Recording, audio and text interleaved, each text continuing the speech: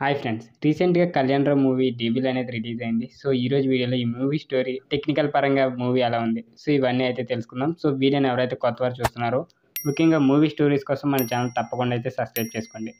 ఇక కథ విషయానికెళ్ళిపోతే 1945 ప్రాంతంలో మద్రాస్ ప్రొవిడెన్స్ ఆధ్వర్యంలో రసపాడులో ఒక జమీందారు ఇంట్లో తన కూతురు హత్య అయితే జరుగుతుంది. సో, కథ ఇక స్టార్ట్ అవుతుంది.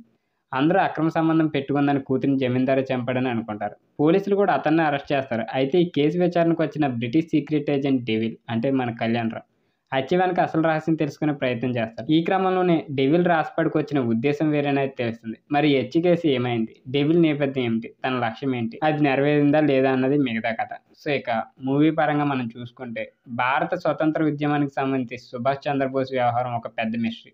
అంత పెద్ద బ్రిటిష్ బలగాన్ని ఢీకొని బోస్ ఉద్యమాన్ని విప్లవ బాటలో ఎలా నడిపించాడు? చివరికి ఆయన ఏమయ్యాడనే విషయంలో చరిత్రకారులు అనేక వెర్షన్లు అయితే చెప్తుంటారు.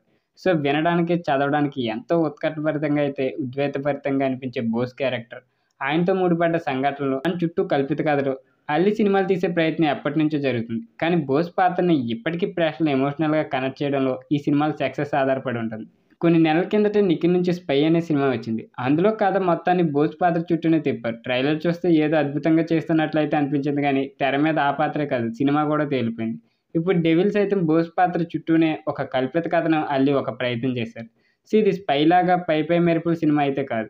కథ పరంగా ఇందులో ఒక కసరత్తు, టేకింగ్ పరంగా కష్టమైతే కనిపిస్తుంది. కానీ ముందే అన్నట్లు బోస్ పాత్రను ఎమోషనల్‌గా ప్రేక్షకులు కనెక్ట్ చేయడంలో డెవిల్ టీమ్ కూడా విఫలమైంది. సో, డెవిల్ సగటు యాక్షన్ థ్రిల్లర్ సినిమాల తరహాలో ప్రేక్షకులనైతే ఎంటర్‌టైన్ చేయగలిగిందే తప్ప ఉద్వేగాలను రేకెత్తించడంలో సక్సెస్ కాలేకపోయిందని చెప్పొచ్చు. సో, ఇక 'త్రిబుల్ ఆర్' ఒక అసహజమైన కల్పిత కథ. సో, ఒకరితో ఒకరికి అస్సలు సంబంధం లేని వేర్వేరు కాలాల్లో ఉన్న అల్లూరి సీతారామరాజు, కొమరం భీం పాత్రను కలిపి కథను అల్లి కూడా ఆ పాత్రలు ప్రేక్షకులు కనెక్ట్ చేయడంలో భావోద్వేగాలను పతాక స్థాయికి అవుతుందనడానికి ఈ సినిమా ఉదాహరణ. కానీ 'డెవిల్' అలా డ్రామా పండించడంలోనే తడబడుతుంది. 'డెవిల్' టీమ్ సిన్సియర్‌గానే ఒక ప్రయత్నం చేసినా దానిలో సందేహం అయితే లేదు. ఇందులో కథ ఎక్కడా డీవియేట్ కాదు. అవసరం లేని కమర్షియల్ యాంగిల్ హడావిడైతే కనిపించదు. ఒక తీరుగా కథ కనిపించడానికే ప్రయత్నించారు. కానీ ఆ కథలో ఎమోషనల్ మాత్రం మిస్ అయింది. ఒక మర్డర్ మిస్టరీతో మొదలై కొన్ని లేయర్లతో ఒక పెద్ద లక్ష్యం దిశగా కథ నడుస్తుంది. అయితే మర్డర్ మిస్టరీ చుట్టూ నడిపిన కథనం ఏమంత ఆసక్తికరంగా అయితే అనిపించదు. ఇక సీక్రెట్ ఏజెంట్‌గా అడుగుపెట్టిన హీరో మిస్టరీని ఛేదించడానికి చేసే ప్రయత్నం సాధారణంగా సాగిపోతుంది. వీటిలో స్పైన్ చిల్లింగ్ మర్డర్ మిస్టరీలు చూస్తున్న ఈ రోజుల్లో ఇందులో సాగే మర్డర్ ఇన్వెస్టిగేషన్ ఏమంత ఉత్కంఠభరితంగా అయితే అనిపించదు. ఇక బోస్ పాత్ర వైపు కథను మళ్లించాకే ప్రేక్షకుల్లో క్యూరియాసిటీ మొదలవుతుంది. కానీ ఒక దశ వరకు నడిచిన మర్డర్ మిస్టరీకి ఉన్నట్టుండి బ్రేక్ పడిపోవడంతో అక్కడి దాకా నడిచిన కథ పర్పస్ ఏంటో అర్థం కాదు. అందువల్లే మనకు ఫస్ట్ స్టాప్ అయితే సోగా అనిపిస్తుంది. ఇక 'డెవిల్'లో హైలైట్‌లన్నీ సెకండ్ హాఫ్‌లోనే ఉంటాయి. ఇక హీరో పాత్రకు సంబంధించిన ట్విస్ట్ మరీ ఊహించలేనిదేమీ కాదు గానీ, దాన్నే ప్లస్ చేసిన విధానం, అది రివీల్ అయినప్పుడు వచ్చే ఎలివేషన్ ప్రేక్షకులను మంచి కిక్కిస్తాయి. సో, ఈ యాక్షన్ ఘట్టాన్ని చిత్రీకరించిన విధానం కూడా ఆకట్టుకుంటది. చివరి అరగంటలో కథనం మంచి వేగంతో, మలుపులతో ఇంకా ఉత్కంఠభరితంగా అయితే నడుస్తుంది. అయితే చివరికొచ్చేసరికి సినిమా పర్పస్ ఏంటన్నదే అర్థం కాకుండా తయారవుతుంది. ఉద్యమంలో బోస్ పాత్ర గురించి కొంచెం ఎంట్రో లాంటిది ఇచ్చి కొన్ని సంఘటనలు ఉదాహరణగా చూపించి ఆ పాత్రను ఎమోషనల్‌గా కనెక్ట్ చేస్తే హీరో పాత్రతో ప్రేక్షకులు ఎక్కువ కనెక్ట్ అయ్యేవాళ్ళు.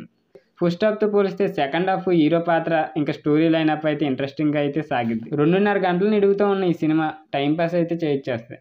ఎక్కువ అంచనాలు పెట్టుకోకుండా చూస్తే 'డెవిల్' ఓకే.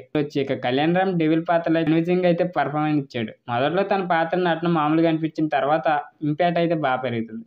సో, ఇక సెకండ్ హాఫ్‌లో డెవిల్ క్యారెక్టర్ ఎలివేషన్‌కి తగ్గట్లే 'కళ్యాణ్ రామ్' పర్ఫార్మెన్స్ కూడా ఎలివేట్ అయింది. సో, ఈ యాక్షన్ సీన్స్ మాత్రం మామూలుగా అయితే లేదు. చాలా కష్టమైతే కనిపిస్తది మనకి. సో, ఇంకా హీరోయిన్ సంయుక్త మరోసారి అయితే మెప్పించిందనే చెప్పొచ్చు. తను హీరోయిన్ లాగా కాకుండా ఒక పాత్రలాగానే కనిపిస్తుంది. ఇక తన పరిధిలో పాత్రకు అవసరమైన మేర ఆమె నటించిందనే చెప్పొచ్చు. ఇక బ్రిటిష్ ద్వారా బ్రాకెన్ పాత్ర మార్క్ బెల్లింగ్టన్ అయితే సరిపోయాడు. మాళవిక నాయర్ ఒక ముఖ్య పాత్రలో అయితే జస్ట్ ఓకే అనిపించింది. తన నుంచి ఇంకా బెటర్ పర్ఫార్మెన్స్ ఆశిస్తారు ప్రేక్షకులు. సముద్ర పాత్రలో చేసిన కన్నడ నటుడు మంచి మార్కులు అయితే పడతాయి. ఇక నితిన్ మెహతా, ఇక షఫీ, సత్య వాళ్ళకి నచ్చినట్టయితే అందరూ ఓకేగా అయితే అనిపించారు. ఇక టెక్నిక్ పరంగా అయితే అర్జున్ రెడ్డి తర్వాత ఈ మధ్య యానిమల్ సినిమాతో మరోసారి ప్రత్యేకత చాటాడు హర్షవర్ధన్ రామేశ్వర్. సో, 'డెవిల్'లో అంత ఇంపాక్ట్ అయితే చూపించలేదు. కానీ మ్యూజిక్ అయితే పర్వాలేదు అనిపించింది. ఆయన చేసే పాట ఒక ప్రత్యేకంగా అయితే చెప్పొచ్చు. కొన్ని మూవీ సీన్స్ బాగా ఎలివేట్ అయినా చెప్పొచ్చు. విజువల్స్ కూడా చాలా బాగున్నాయి. ఇక టెక్నీషియన్లు అయితే బాగానే కష్టపడ్డారు. సో, సినిమా అయితే బాగానే ఉంటుంది స్టోరీ పరంగా. మనకి సెకండ్ హాఫ్ అనేది చాలా ఇంట్రెస్టింగ్ అయితే ఉంటుంది. మీలో ఎంతమంది ఈ మూవీని చూసారో కింద కామెంట్ రూపంలో తెలియజేయండి. వీడియో నచ్చితే తప్పకుండా లైక్ చేయండి. మన 'కళ్యాణ్ రామ్' ఫ్యాన్స్ ఎవరైనా ఉంటే మన ఛానల్ తప్పకుండా సబ్స్క్రైబ్ చేసుకోండి.